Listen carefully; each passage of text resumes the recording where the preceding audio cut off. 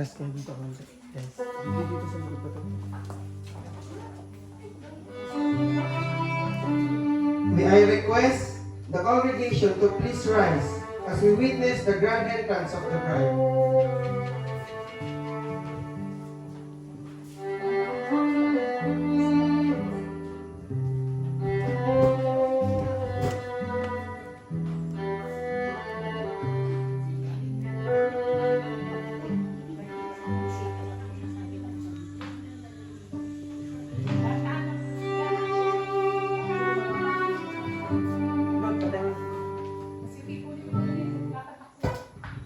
Beloved in the Lord, we are gathered together in the sight of God and in the presence of this congregation to unite these men and women in the holy matrimony.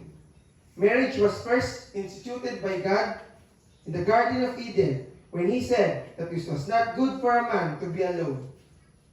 The Apostle Paul crowned marriage with glory when he compared it to Christ's relationship to the church.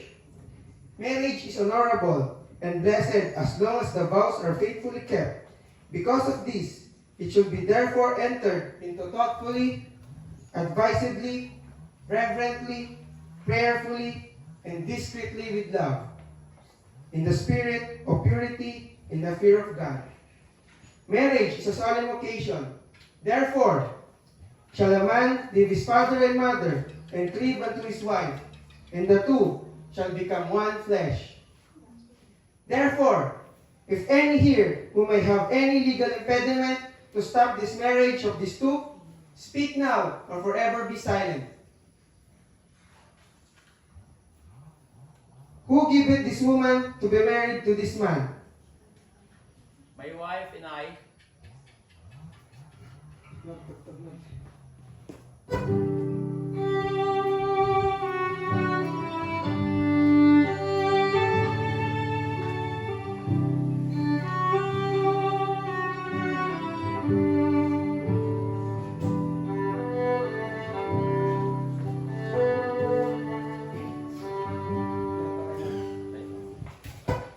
You will now enter into a new relationship and responsibility.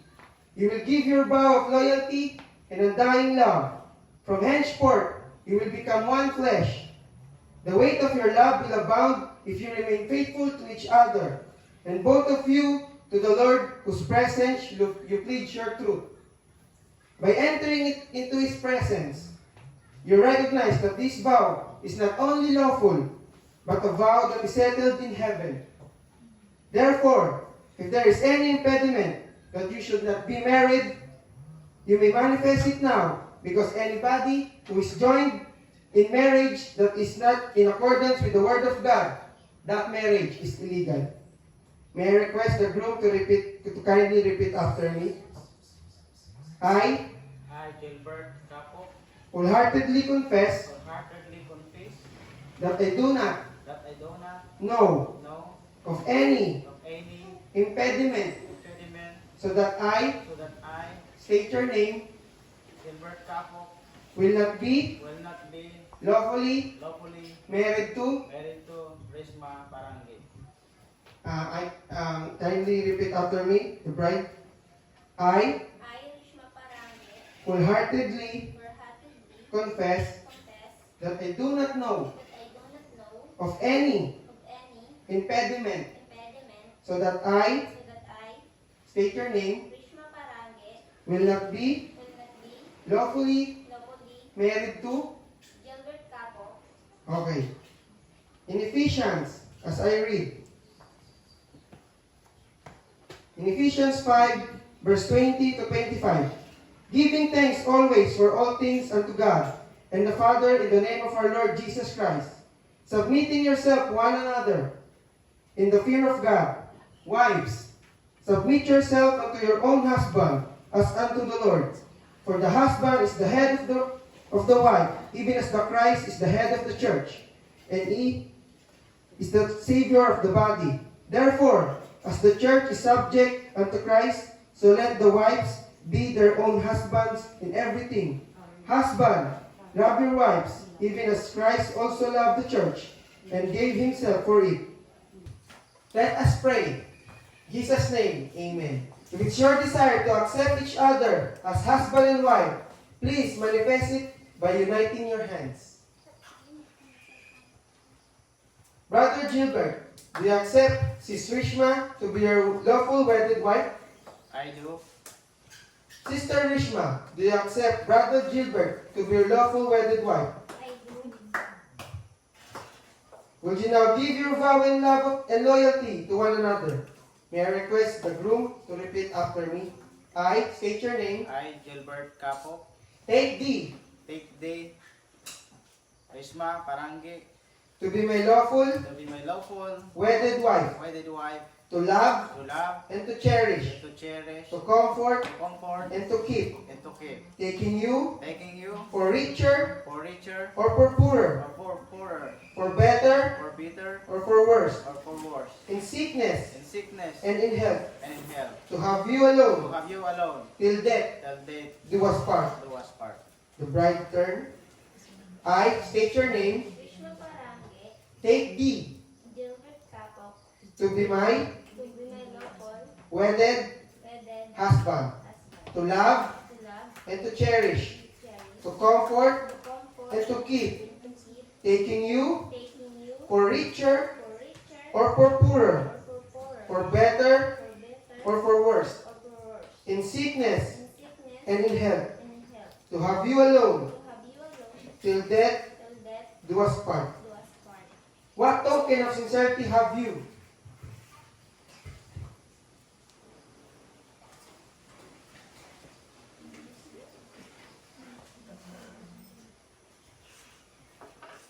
This ring is a symbol of completeness and an emblem of eternity.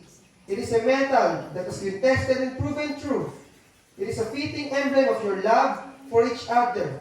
May your love and faith prove us true in the best of time as gold in the fire, and may they endure until death do you part. Bro Gilbert and Sis Rishma, do you in evidence of your love and sincerity accept this ring? I do. Brother Gilbert, kindly repeat after me. With this ring, With this ring, I thee wed, I thee wed, and with my heart's and with my heart, deep affection, deep affection, I thee endo. I thee and do.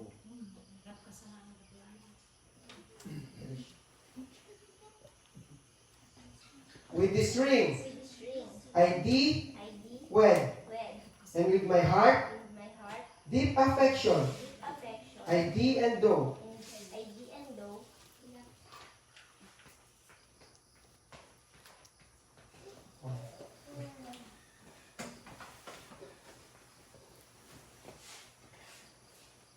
The circle, the emblem of eternity, and gold, the type of what is less tarnished and most enduring. It shows how lasting and perishable the faith now mutually pledged. As the union now formed is to be sundered only by death, it becomes you to consider and faithfully discharge, and they will add to the happiness of your love, lightening by dividing and blessedness. But if this obligation be neglected and violated, you cannot escape the meanest misery as well as the darkest guilt. It is the duty of the husband to provide for the support of his wife, a shelter for her danger, and to cherish her with his manly and unaltered affection. It being the command of God that husband, love your wife even as Christ also loved the church and gave himself for it. It is the duty of the wife to reverence and obey her husband, and put an ornament of a meek and quiet spirit, which is, in God's sight, an ornament of great price.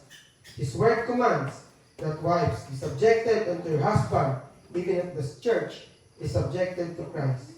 It is the duty of the both delight in the company of each other, to remember that in illness and reputation, as in affection, they are to be henceforth one and undivided, to preserve an inviolate fidelity, and to see to it that what God has joined together, let no man put asunder.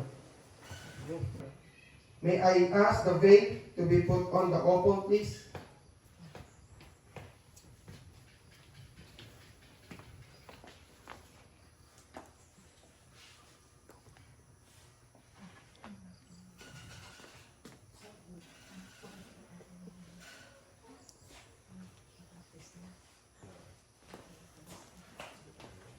the veil, which clothed the couple as the symbols, the common roof, the single home.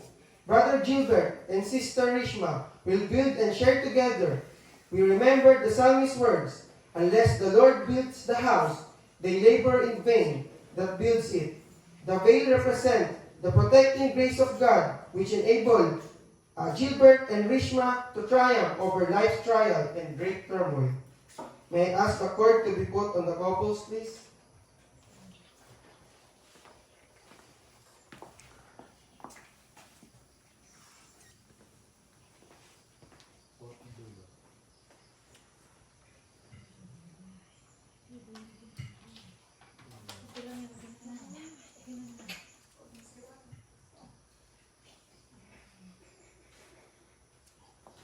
The cord, which binds the couple together, symbolizes all the good and beautiful things that will keep the love of Gilbert and Rishma alive. First of which is the love of God, which will not let us go. Who can separate us from the love of Christ? Neither death, nor life, nor angels, nor principalities, nor powers, nor things present, nor things to come, nor depth, nor any other creature shall be able to separate us from the love of God, which is in our Lord Jesus Christ. This coin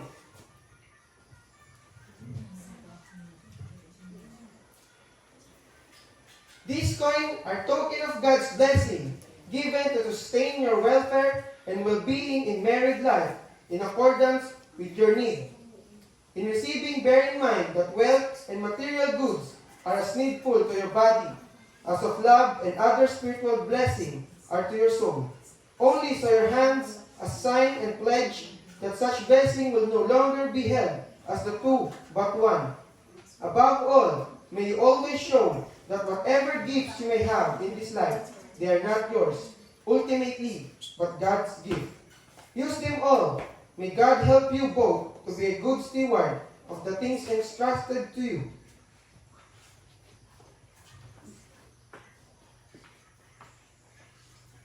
The Bible is the Word of God in which your decisions are based upon, the final authority and the rule of faith and practice in a home. Build an altar wherein your faith and devotions are shared together, watered and cultivated by the Word of God. Both of you and your children, up to the last breath you take, and until you see the beauty of the Lord Jesus Christ in heavenly places. Search the Scripture, for in them ye know that ye have eternal life, and they are for doctrine, for reproof, for correction, for instruction in righteousness. Hence this Bible. Let us pray. In Jesus' name, amen.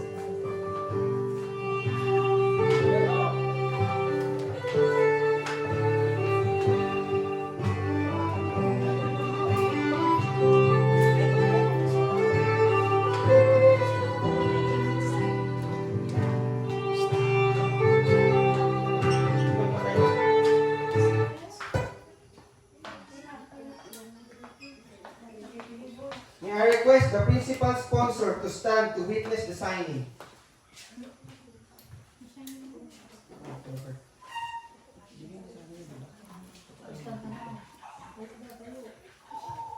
Principal sponsor lang. Kayo lang sa kayo. Kayo mo. Diyan lang po.